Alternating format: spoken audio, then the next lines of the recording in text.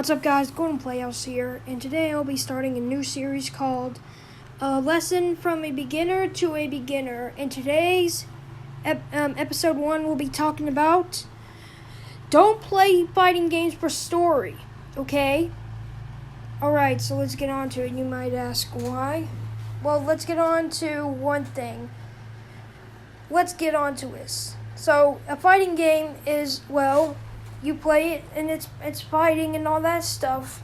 Back then it was just, arcades, just play for fun, play with friends, family, and other things like Street Fighter 2, Street Fighter First Strike, Tekken, no, not Tekken, but also even like probably only Street Fighter if your family members played Mortal Kombat, then yeah, also Mortal Kombat. Heck, maybe Tekken if you never know that they did play it. But yeah. So, but then this recent trend started happening. Once games were starting to get into the PS2 kind of like end era into the PS3 era, we were now starting to get story modes. Now, if you don't know when I say this in a way, story modes are basically supposed to be the arcade mode for these to get the endings to the character. And I was okay with this because that is just, it's the same thing, and it's just a normal arcade mode. It's still fun, all that stuff. And yeah, but honestly, people are just gonna play just to get the ending, but still, people back then did not play for the ending. They played it for the fun, but also they get the ending for the gallery and stuff. But yeah. But then, when it came to Tekken 5 Dark Resurrection, the first Tekken game to come on PS3, there was no story mode in the game, and I always hear people getting mad sometimes about this. And when I say this in a way, I'm okay with this. I'm actually okay with this, and you might ask why. Well, here's the thing when it comes to this. I don't care if it doesn't have story. I'm just glad that it's fun. It's a updated version, and it has really good graphics on the PS3.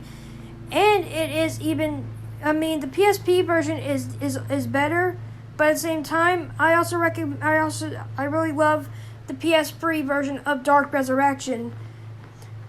But still, though, I will say that they should have just let you have, the ending in the gallery at the end. But hey, it's okay. The gameplay is fun. The graphics are good. It's a great game. And let's get on to the other part now. Story modes in this stuff when it comes to these kind of things. It's short. Look, let me say so for, on the PS4 era now. We got many games that are fighting games starting to have story modes. Now let's talk about Tekken 7, for example. This story mode takes 1 day. It only takes 1 day. You can beat this game in 1 day if you don't include that freaking Devil Kazuya battle at the end with your health very low, and you actually manage to survive that. Then yeah, this game can complete in 1 day. Seriously. And yeah, there's also those character stories, but those are not even good. They're not even good. They're not even good endings. But yeah, and if you played it for the story, then you'd have nothing else to do now, because you just played it for the story. And that is a problem right there. And this is what I mean by don't play games by story mode. These story modes on the PS4 are really short. They are really short when it comes to these games. They're really short story modes. And after that, then what are you going to do? Sure, maybe play a bit of maybe arcade mode and stuff like that, but that's fun and all, but what are you also going to do? This is what I recommend by just playing the game. Play it with friends, play it online, play it for fun. Play it for the gameplay, not the story mode. Story mode is so short. And you're like, but what about anime and RPGs? I'm like, dude, there's a huge difference between a fighting game story mode and an anime and RPG. Let's get on to that real quick. An anime is basically the thing is you're watching it for the plot. The plot keeps you interested in the series because it's the main part of the story in the anime. Same with the RPGs. The gameplay is fun, but also the story keeps getting you into the game. Now, what about fighting games? There's nothing about that. You know why these companies make those story modes short? They don't care about story modes in fighting games, seriously. They just want you to play the goddamn game. Seriously, they just want you to play the goddamn game. Seriously. They don't even want you to play for the story. Now look, this is what I mean by this. When I say this, I mean I do like some story modes in fighting games, like I'll name a few right now. Like, I like the Mortal Kombat 9 story mode. It's really not short. It's not short. It's long, and it's like remakes and like making different changes to the Mortal Kombat story that you used to know from MK1, 2, and 3. It's an interesting story, and it really keeps you interested in the story for the reason of the story and what is going to happen to your favorite characters. Will they die in this new timeline that happened that Raiden in the old timeline is creating to fix the changes in the old timeline? Or will they survive? I can't tell you more about this. All I can say is this game is a great story mode. You should go try this game out. It's a great game overall, and the story mode is really amazing. Also, I also love the Tekken 6 campaign. It's really way more fun, way more longer than Tekken 7's story mode. It's really, really great. It's fun compared to the Tekken 7 story mode. And those are basically the story modes I like. I recommend you check out Tekken 6 campaign, but I really, really, really do recommend you guys check out Mortal Kombat 9 story mode. It's a great story mode, and it will keep you interested in the story. So yeah, I do like story modes in some fighting games because they're longer and actually fun and actually interesting than you would see from other story modes. Like this Tekken 7 story mode, for example. It's so short, and it ruins the Mishima storyline, like the bloodline of the Mishima bloodline.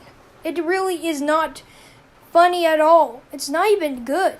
It ruins it for anything. It makes Kazumi evil, and the freaking Akuma shows up for no freaking reason at all. What was the point of that? You could. Oh my god. I'm gonna have to save that for another video. You guys want me to rant on Tekken 7? I swear I would want to do this because god darn it. Why did you have to ruin the Kazumi, turning her into a bad guy, freaking putting Akuma in the game, and then basically ruining the Mishima bloodline from the last... My god. But yeah, also, real talk here for another fighting game that really makes no sense if you played this game for story mode, seriously. In fact, who even plays Street Fighter for story? No one does. Not even I do play that for story. The only reason why even people play the story mode, we just do that just so for like content reason. We just do it for the content and, well, you know, just the content. Seriously, we just do that for the content, man. Seriously. And the thing is, if you really are interested in story in Street Fighter, why? Why are you? Seriously, why are you interested in the story of Street Fighter? God. I mean, I understand. I mean, I like the Street Fighter animes, but sheesh, why are you interested in so much in the story of Street Fighter? Like, man, I can tell you more things about like lore in Mortal Kombat because I'm interested in that, and even Tekken. I don't play those games for story mode or even Tekken. I don't play Tekken for story mode or all these fighting games for story mode, but I can tell you a bit like a lore. If you give me a lore quiz, I could answer all of those. But still, who even plays Street Fighter for story? Why are you playing it for story? Play it for the gameplay. And if you don't like Street Fighter 5, then just play Street Fighter 4. It's on PS4. It's a great game, and it's honestly better than Street Fighter 5. Seriously.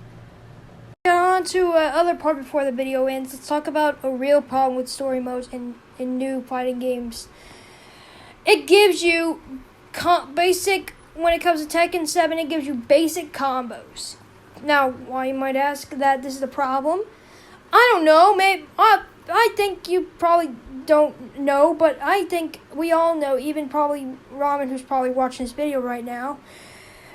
We all know that freaking, basic combos are for scrubs. Seriously, don't use those basic combos. They're for scrubs. And this is the thing why I recommend you play older fighting games. They actually don't do this. Seriously. I've seen nowadays new fighting games giving new players the cheap freaking scrub stuff. And it's not okay. It's not okay. These are not good things to do with your story mode or anything for new players. Stop giving people these basic combos. And oh yeah, don't get me started on this. The basic combos and all this stuff. And also we got another problem. Oh, I don't know. Probably not even giving them like a tutorial of like other things to do. Yeah, there's no tutorial for that stuff at the beginning. Seriously. It sucks, and you don't teach you the Korean backdash or all those stuff, and it kind of ruins this sometimes because this new player thinks about trying out the story, and if they're just going to be going out of it with thinking, oh, these might help me. These things are right here that I clicked on with L1 will help me a lot. Seriously, these will help me a lot. But then you realize, then when you go on a party or something, they'll help you. This is why I recommend you watch Tekken or any like fighting game YouTuber, because they teach you good things. Like I recommend the Man Main Sui, and also recommend another one that I think I'll tell you at the end of the video. I forgot, but he's a great YouTuber and he teaches you the Korean backdash. But yeah. And this is when it comes to these basic combos. These are not going to help you. They're just going to make you look. They're just going to be making you a scrub. Don't be a scrub, guys. Scrub is not a good thing in fighting games. It means you basically say, oh, this character is OP, when he's not really. Like, for example, when I say this in a way, there's a difference between why I say when it says an OP character and stuff. When I say this, an OP character takes all the freaking damage of your health. Let's say, for example, Jinpachi. That character right there is definitely up there. Not like it's like up there, seriously. And I mean, if that's basically me talking like a scrub, then I don't know if that is, because I think I'm serious. Go play Tekken 5 Dark Resurrection. I dare one of you to boot your PS3 or PSP and fight Jinpachi. And you will see that god-darn thing of his fireball coming out of his stomach and hitting you, and you cannot guard that at all. So you have to hurry up and hit it, and then once you try to hit it, it just pops out of nowhere and takes all your health damage. Seriously, it does. In fact, here's a little clip right now.